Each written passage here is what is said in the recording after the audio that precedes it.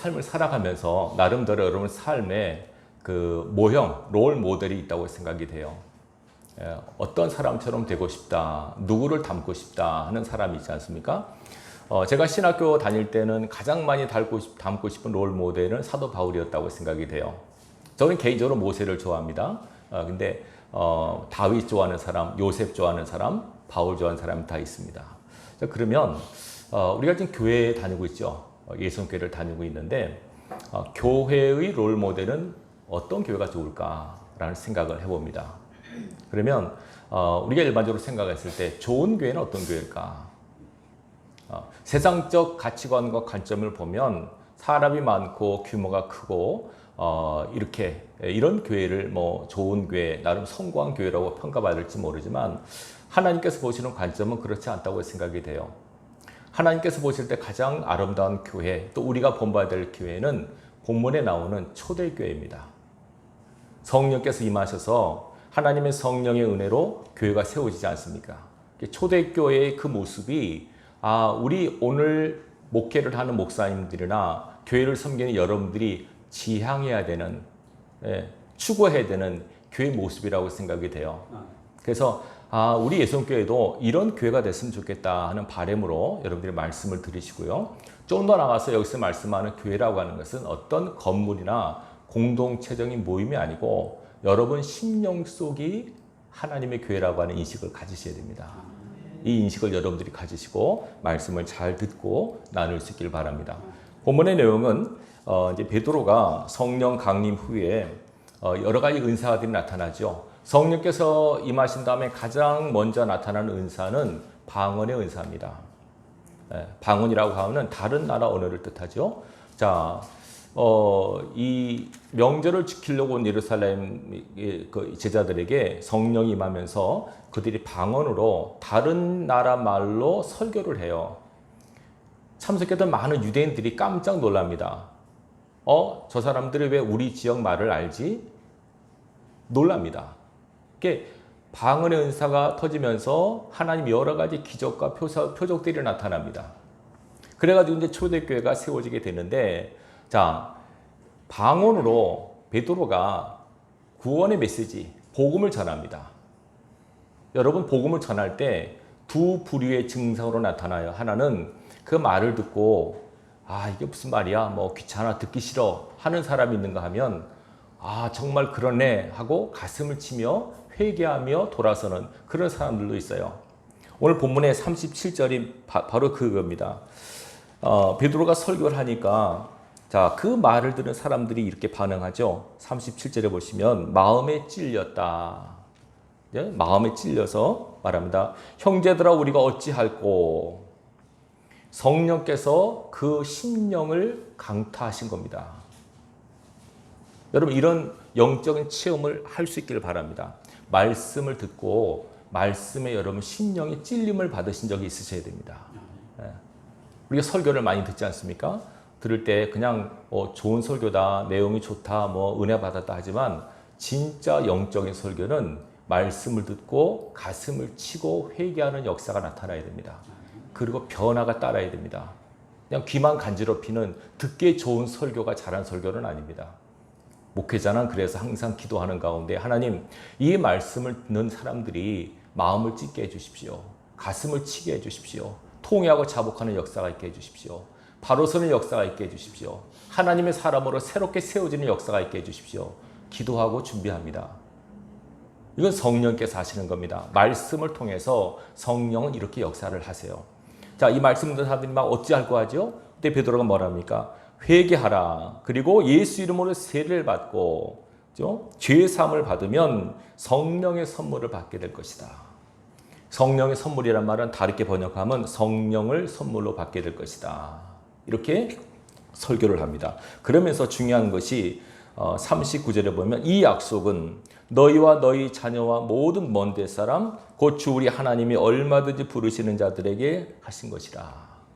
이거는 이 현장에 있는 사람들에게만 적용되는 게 아니라 모두에게 누구든지 시대와 상황을 초월해서 그러면 이 말씀이 오늘날도 똑같이 적용할 수 있겠죠. 하나님의 성령의 선물을 받기를 소망하면 회개하고 예수 이름으로 세례를 받고 죄 사함의 은혜를 입으면 이런 역사가 나타날 수 있다. 성령의 은혜를 체험할 수 있다라고 얘기를 하는 겁니다. 자, 그래서 이 말을 받은 사람들이 그때 바로 세례를 받고요. 회심을 해요. 그래서 신도수가 얼마나 더 늘어납니까? 3,000명이 늘어납니다. 대단한 거 아닙니까, 여러분? 예수님도 이렇게 설교는 안 하신 것 같아요. 베드로가 이렇게 한번 설교하니까 그 말을 듣고 회심한 사람들이 3,000명이 돼요. 얼마나 놀라운 역사입니까? 이게 성령의 역사입니다. 예수님께서 말씀하셨잖아요. 나를 믿는 자는 나의 하는 일을 저도 할 것이고 나보다 큰 것도 할 것이다. 베드로가 이 놀라운 사역을 합니다. 사실 뭐 성령이 하신 거지만 어쨌든 이렇게 많은 사람들이 모여서 초대교회가 이제 운영이 되는 거죠. 자, 어떻게 운영되는가 한번 잘 보십시다. 42절입니다. 그들이 사도의 가르침을 받아 서로 교제하고 떡을 떼며 오로지 기도하기를 힘쓰니라. 자, 이 교회 모습을 잘 보시기, 눈여겨보시기 바랍니다. 이게 초대교회 모습이에요. 우리가 지향해야 되는, 모델로 삼아야 될 교회 모습이란 말입니다. 자, 그러면서 43절입니다. 사람마다 두려워하는데 사도들로 말미암아 기사와 표적이 많이 나타나니, 이거를 이제 원래 뜻인 겁니다. 기사와 사도들로 인해서 기사와 표적이 많이 나타나니까 사람마다 두려워했더라 이겁니다. 기사와 표적이란 말은 귀신 쫓는 역사, 병 고치는 역사, 여러 가지 기적과 능력들이 나타나는 거죠. 이러니까 사람마다 하나님의 역사를 보면서 경외감이 든 겁니다. 이 두려움이라고 하는 것은 공포심이 아니고 하나님을 향한 경외심. 정말 하나님은 대단하시구나. 하나님의 능력은 위대하시구나. 예수님의 권능은 대단하구나. 보혈의 능력은 대단하구나. 라고 하는 것을 사람들이 보면서 하나님의 역사를 보는 겁니다. 보면서 경외감에 사로잡힌 겁니다. 자, 그러면서 44절, 믿는 사람이 다 함께 있어 모든 물건을 서로 통용하고 또 재산과 소유를 팔아 각 사람의 필요를 따라 나눠주었다.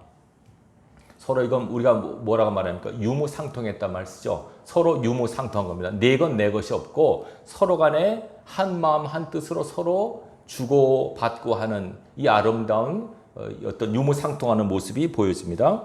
그러면서 46절입니다. 날마다 마음을 같이하여 성전에 모이기를 힘쓰고 집에서 떡을 떼며 기쁨과 순전한 마음으로 음식을 먹고, 자, 날마다 성전에 모이기를 힘썼다고 말하죠. 보통 우리는 주일날만 많이 모이지만 초대교회는 매일 모였습니다.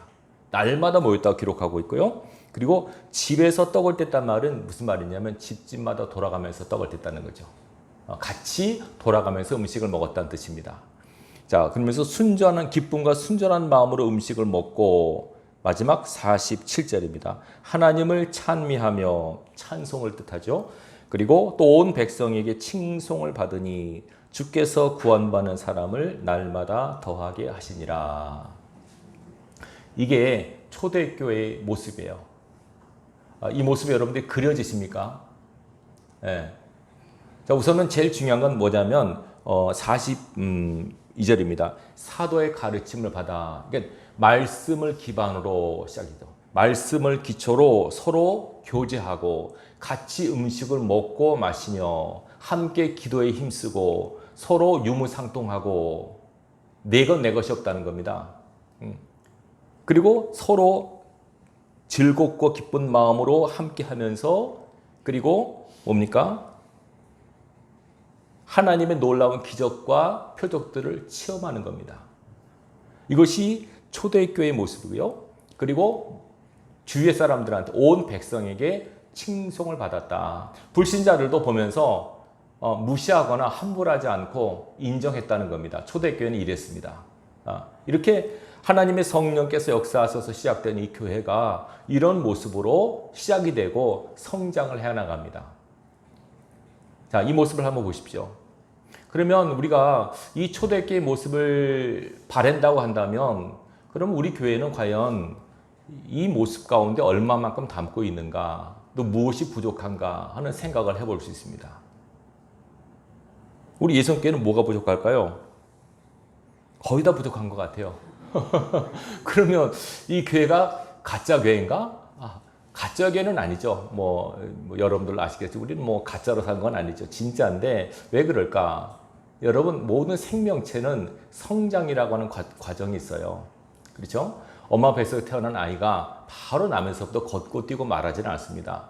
긴 시간을 필요로 하죠. 엄마는 잘 정성껏 돌보고 양육하면서 정성을 들입니다. 그러면 그 정성을 받은 아이가 점점점 자라면서 엄마 아빠도 알아보고 또 자기 나름 인간의 구실을 할 수 있게 되는 거 아닙니까? 교회도 마찬가지입니다.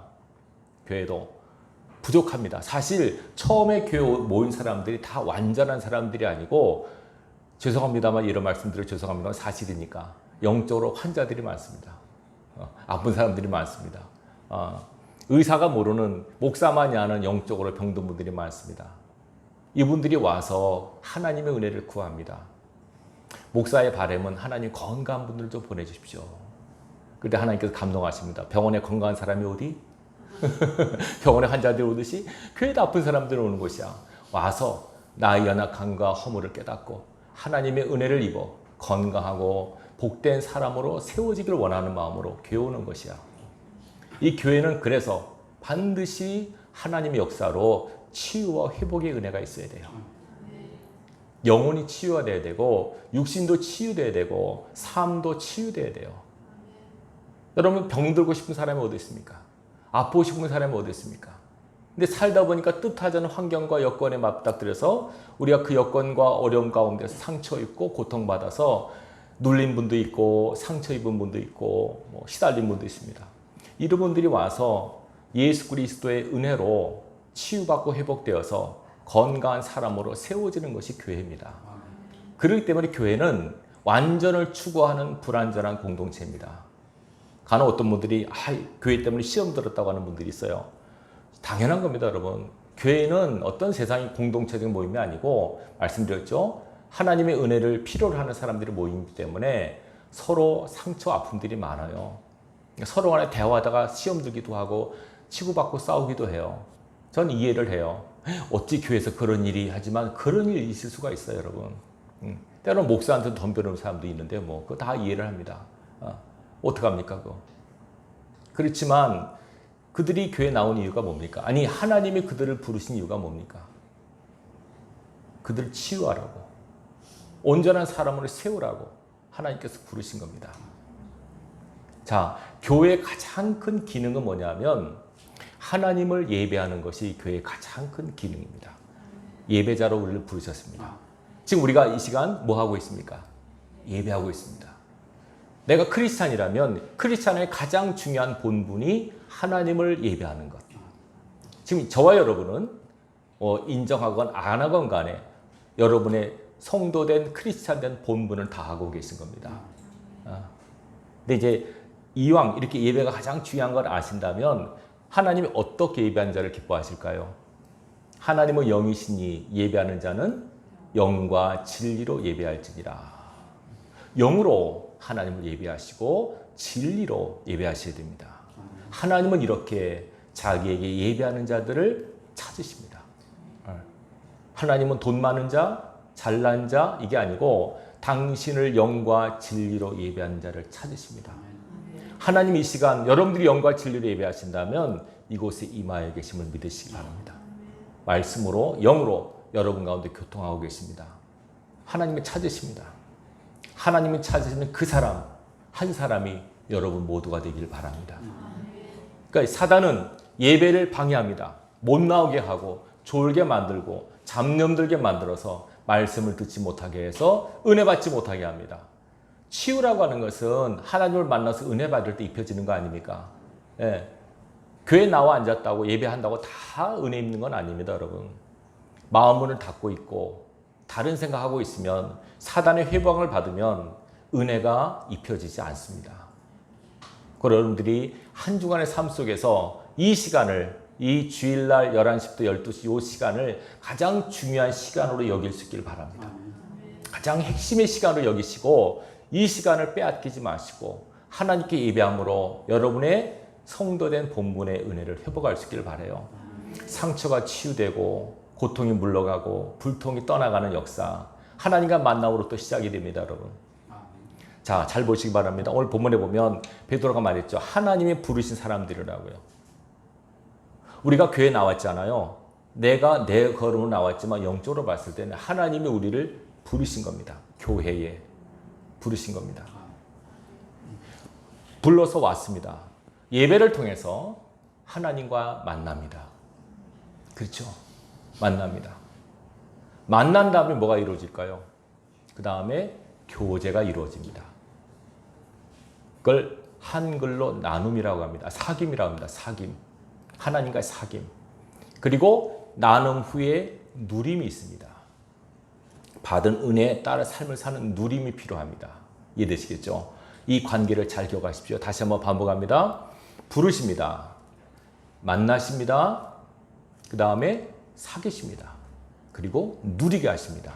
이 과정을 여러분들이 잘 기억하시고 예배를 통해서 하나님과의 만남과 사귐의 은혜를 여러분들이 체험할 수 있기를 주님의 이름으로 축원합니다. 우리 기독교는 체험의 종교라고 얘기를 하죠. 하나님이 살아계세요. 그 살아계신 하나님을 체험하는 건 지극히 당연한 거예요. 근데 제일 안타까운 것은요. 오늘 본문에 보면 초대교회 모습 있잖아요. 거의 웬만한 교회는 다 있지만은 한 가지 굉장히 희귀한 일들이 있어요. 오늘날 교회에서 이런 일이 벌어지면은 정말 그런 일이 있어? 라고 의아해하는 구절이 있습니다. 자, 초대교회 모습 중에서 어느 모습이 좀 오늘 교회는 좀 드물까요? 40 몇 절이 나옵니까? 43절입니다. 기사와 표적이 많이 일어나니 사람들이 두려워했다. 다시 말하면 교회에서 하나님을 만나게 되면 반드시 기적과 표적과 역사가 나타나게 됩니다. 내가 예수님을 오래 믿었는데 한 번도 하나님의 음성 들은 적도 없고 한 번도 하나님의 은혜를 체험한 적이 없다 라고 말하신 분이 계시면 그분은 죄송합니다만 뭔가 잘못된 겁니다. 왜 하나님이 살아계시는데 왜 그 하나님과의 만남이 있다고 하는데 왜 내 삶 속에 한 번의 체험이 없습니까? 하나님이 문제입니까? 내가 문제입니까? 이걸 잘 생각해 보셔야 됩니다. 목사님 저는요 한 번도 하나님의 음성이나 기적 같은 거 체험 같은 게 한 번도 없어요. 그걸 자랑스럽게 얘기해서는 안 됩니다, 여러분. 이것을 당연하게 얘기합니다. 그러니 오늘날 교회에서 예배 드리니까 병 고침이 있었대, 환상을 봤대, 하나님 음성을 듣다면은 희귀한 것처럼 보입니다. 그래서 이단교회로 치부를 해요. 그 잘못된 겁니다, 여러분. 예배 가운데 하나님의 임재가 있고 하나님의 터치가 있으면 반드시 하나님의 음성을 듣고 환상이 열리기도 하고 병 고침 받기도 하고 귀신이 떠나기도 하고 문제가 해결되기도 하는 역사가 있는 것이 당연한 겁니다. 왜 이런 것이 없습니까? 초대교회는 있었는데 왜 오늘날 교회 이런 것이 없습니까? 그때가 하나님, 지금의 하나님이 아닙니까? 아니죠. 주 예수 그리스도는 어제나 오늘이나 영원토록 동일하시니라. 그때 역사하셨던 주님 오늘도 똑같이 역사하셨다는 거 아닙니까? 그때 일어났던 기적이 왜 오늘 안 일어납니까? 그때 일어났던 놀라운 기사들이, 표적들이 왜 오늘날에는 없습니까? 하나님이 주무시는 겁니까? 아니죠. 하나님이 문제입니까? 우리가 문제입니까? 혹시 하나님이 문제라고 할 분이 있습니까?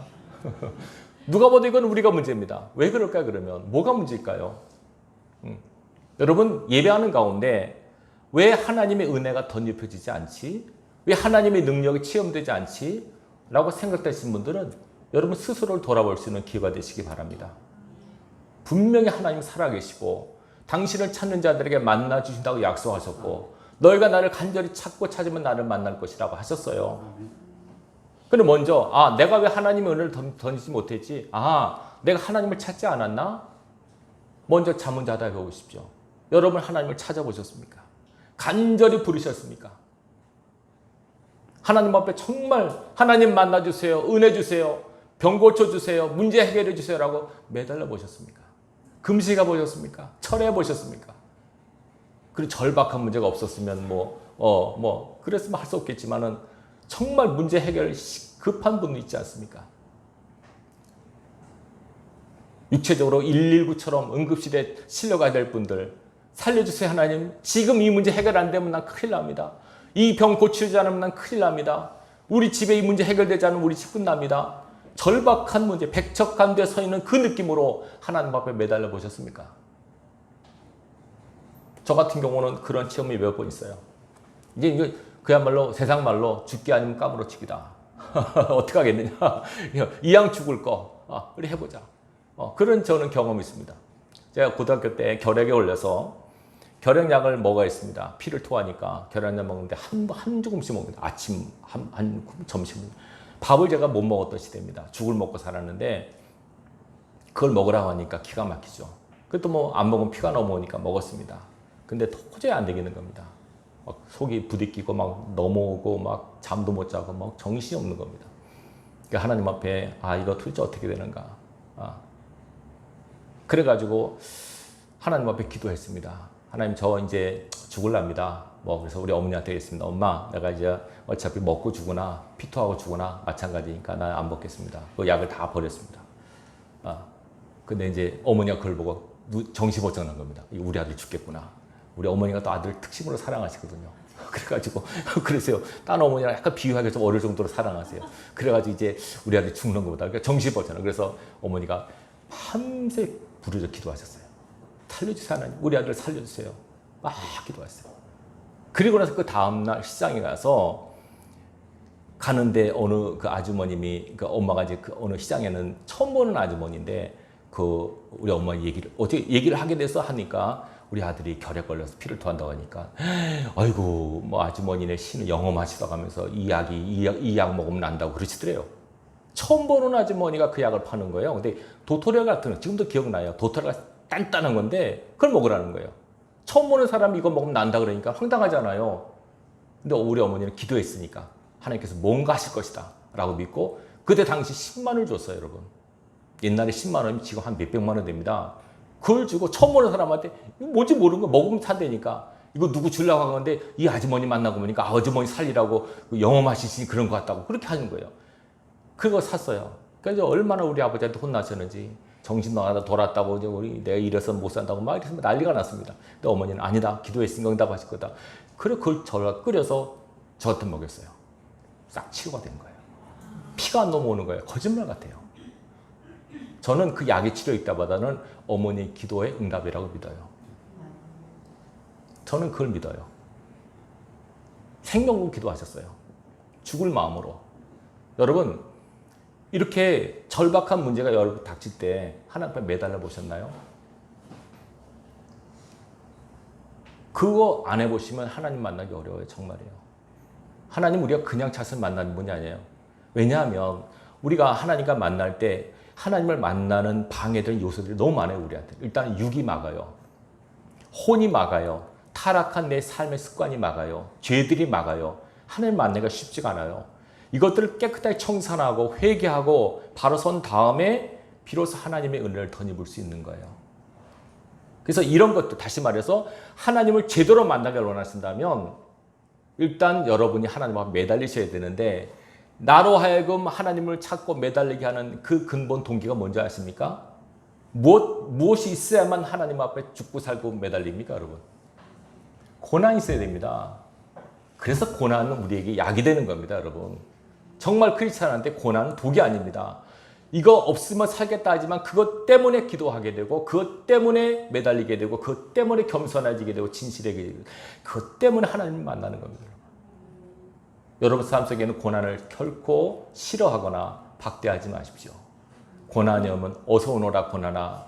너 때문에 또 기도하게 생겼구나. 너 때문에 철회하게 생겼구나. 하나님의 음성을 듣게 생겼구나. 고난을 기쁘게 맞이하십시오. 환난의 인내는 연단은 소망을 이룬 줄 우리가 알기 때문에 그렇습니다.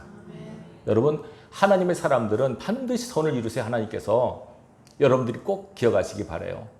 자, 좀 더 말씀 들어갈게요. 초대교회 가장 큰 특징이 뭐냐면 이런 기사도 났지만은 잘 보세요. 가장 중요한 특징이 뭐냐면 교제입니다. 교제. 뭐라고요? 교제입니다. 위로는 하나님과의 교제, 옆으로는 사람과의 교제입니다. 말씀을 통해서 하나님과 영적 교통을 나누고 서로 떡을 떼고 주고받고 하면서 유무상통하면서 사람과의 교제가 이루어집니다. 사람과의 교통, 이 교제가 굉장히 중요합니다. 어찌 보면 하나님이 우리를 창조하신 목적이 뭔지 아십니까? 우리와 교제케 하기 위함입니다. 자, 요한일서 1장 3절을 보십시다. 잠깐 찾아와 제가 읽겠습니다. 요한일서 1장 3절을 제가 읽겠습니다. 우리가 보고 들은 바를 너희에게도 전함은 너희도 우리와 사귐 있게 하려 함이니 우리의 사귐은 아버지와 그의 아들 예수 그리스도와 더불어 누림이라. 자, 사귐이라고 하는 한글을 사용했습니다. 아까 여기는 교자로 나왔죠. 교제는 한문이고요. 사귐은 한글인데 영어는 펠로우십이라고 나옵니다. 똑같습니다. 하나님께서 우리를 만드신 것은 우리와 하나님과 사귀기 위해서입니다. 교제하기 위해서. 그렇죠? 자, 말씀드렸어요. 부르셨어요. 그 다음에 만나주세요. 그 다음에 뭡니까? 사귀는 거예요. 만나면 사귀는 거죠. 사귀게 되면, 그죠? 사귀게 되면 점점 사귐의 도가 깊어지고 강해지게 되면 그 다음부터는 이제 하나님의 통로를 쓰임받는 거예요. 그래서 거기서 사귐에서 나오는 열매가 누림이에요. 하나님과 깊은 만남을 통해서 영적 교통이 이루어지지 않습니까? 거기서 나오는 열매가 누림이라고 말씀드렸습니다. 누림이라고 하는 것은 기쁨과 평강과 이런 것들 있잖아요. 여러분 삶에서 이런 누림의 역사가 있어야 됩니다. 이것은 하나님과의 깊은 교제를 통해서 이루어집니다. 여러분들이 이 하나님과 깊은 교제의 은혜를 꼭 할 수 있길 바랍니다. 예. 이거 왜 중요하냐면요. 성경에 보면 하나님과 우리의 관계를 여러 가지로 비유하고 있습니다. 하나님을 아버지로, 우리를 자녀로, 예수님을 우리 신랑으로, 우리를 신부로, 그렇죠? 예. 또 때로는 요한복음 보면 예수님께서 우리를 친구라고 하셔서 친구. 친구라고 하는 것은 가장 친근한 사이예요. 왜 친구란 말을 썼을까? 그 누구한테도 얘기할 수 없는 비밀을 얘기할 수 있는 대상이 친구 아닙니까? 저도 그런 적이 있습니다. 부모님한테 할 수 없는 얘기를 친구한테 하잖아요. 문제 있을 때 친구와 서로가 흉오물을 터놓고 다 얘기하지 않습니까? 주님 바로 그런 분이란 거예요. 그래서 우리가 하나님 아버지, 사랑하는 예수님 신랑, 예수님 친구 이런 관계로서 우리가 삶을 살아갈 때 거기에 사귐이 있고 거기에 누림의 열매가 나온다는 것을 기억하셔야 돼요. 자, 좀 더 깊이 말씀드리겠습니다. 그럼 이 초대교회의 모습은 이거는 눈에 보이는 형태가 아니고요. 여기서 말씀하는 교회는 좀 더 나가서 사도 바울이 고린도서 3장 16절에 분명히 말하고 있습니다. 너희가 하나님의 성전인 것과 하나님의 성령이 너희 안에 거하신 것을 모르느냐? 우리가 뭐라고요? 성전입니다. 성전. 우리가 성전이에요. 우리 안에 성령 하나님이 계세요. 우리가 성전이에요. 왜 성령께서 우리 안에 오셨을까요? 우리가 서로 사귀기 위해서 오신 거예요. 그분과 교통함이 있어야 돼요. 여러분 안에 계신 성령을 얼마나 인지하고 계십니까? 성령을 모시고 있으면서도 전혀 감각 없이 사람들이 너무나 많아요. 여러분의 성령이 계세요. 우리에게 때 말씀하시고 우리에게 감동하세요. 때로는 책망하세요. 죄 지으면 책망하신단 말이에요. 성령의 감동을 따라 살기를 하나님 원하세요. 우리 안에 계셔서 우리와 교제하기를 원하시는 하나님이심을 잊어서는 안 됩니다. 근데 왜 우리가 느끼지 못할까요? 말씀드렸죠? 육이 너무 강해요. 혼이 너무 강해요. 너무 죄악이 많아요. 하나님 기뻐하지 않는 것들이 너무 많아요. 이런 영적인 쓰레기들 때문에 하나님의 거룩한 영과 교제가 힘든 거예요. 이런 것들을 치우는 가장 중요한 방법은 간절히 매달려 기도하고 회개하는 방법밖에 없어요. 그래서 고난이 필요한 거고 역경과 환난이 여러분 삶에 필요한 거예요. 그래야만 매달리니까. 물론 그거 없이 나는 평탄한데 매일 기도하고 새벽마다 기도하고 하나님을 찾고 얼마나 좋겠어요. 인간이란 그렇지 않더라고요. 화장실 갈 때 올 때 다르다고. 등 따뜻하면 교만해지고. 사람이 그래요. 절박해야 돼요. 하나님 나 이거 문제 해결 안 되면 죽습니다. 이거 아니면 하나님 아니면 난 끝납니다. 이런 절박한 외줄 타는 인생처럼 절박한 마음 가운데 하나님을 찾고 부르질 때 거기 하나님의 응답의 역사가 있는 거예요. 여러분 예배를 통해서 하나님과의 만남과 사귐의 은혜를 여러분 꼭 경험할 수 있기를 바랍니다. 예성교회가 하나님이 기뻐하는 교회 되기 위해서는 이거 필요합니다. 예배 가운데 이런 기사와 표적의 역사가 일어나기를 소망합니다. 여러분 반드시 있을 것입니다. 아픈 분들이 많습니다. 여러분 영적으로 육적으로 아픈 분들이 많습니다. 저는 알고 있습니다. 정확하게 모르지만 하나님께서 그런 느낌을 주십니다. 그래서 기도하면 하나님 예배 가운데 치유해 주십시오. 저분 꼭 만나 주십시오. 저 영혼 꼭 타치해 주시고 저 심령이 새로워지게 해 주십시오. 하나님의 음성을 듣게 해 주십시오. 기도합니다. 예배를 통해 치유의 은혜가 임하기를 기도합니다. 하나님 아픈 분들을 보내셨으면 치유해야 될 거 아닙니까? 제가 부족해서 더 부족하지만 더 기도합니다. 그래서 하나님 우리 교회 나는 모든 분들 상처와 아픔 가운데 시달린 분들 예배 가운데 하나님을 만나 치유 회복의 은혜를 누리게 해달라고 기도합니다. 여러분들이 이 치유의 은혜를 잊기를 소망하시고 기도하시길 바라요. 아름다운 교제가 있기를 소망합니다. 그렇죠? 예배 끝나고 우리 밥 먹잖아요. 중요한 시간인데 여러분 밥 먹는 거. 그래도 맞죠? 떡을 뗀다 그러지 않습니까, 여러분? 예수님도 계속 식사하셨어요.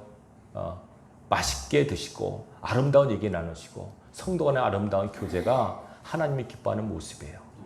그렇다고 하나님과 교제는 일단 우선시하고요. 사람 만나는 걸 좋아하는 것보다는 하나님과 만나면 우선이 돼야죠. 하나님과 만나시고 서로 음식 나누는 건 사랑과 만남으로 서로 아름다운 교통이 이루어질 때 거기에 형통의 역사가 이루어집니다. 이런 초대교회 모습이 바로 우리 교회가 지향하는 모습이고 여러분들이 교회를 놓고 기도할 때 하나님 예수교회가 이러한 교회가 되게 해주십시오. 하나님과의 만남을 통해서 치유의 은혜가 임하고 회복의 역사가 있고 하나님과의 깊은 사귐을 통해서 누림의 은혜를 누릴 수 있는 교회가 되게 해달라고 기도하시기 바라요. 반드시 하나님은 우리 교회를 통해서 초대교회 역사하신 것처럼 동일한 역사를 베풀어 주실 줄로 믿습니다. 이 은혜가 임할 수 있도록 함께 기도하는 저 여러분 되기를 주님의 이름으로 축원합니다.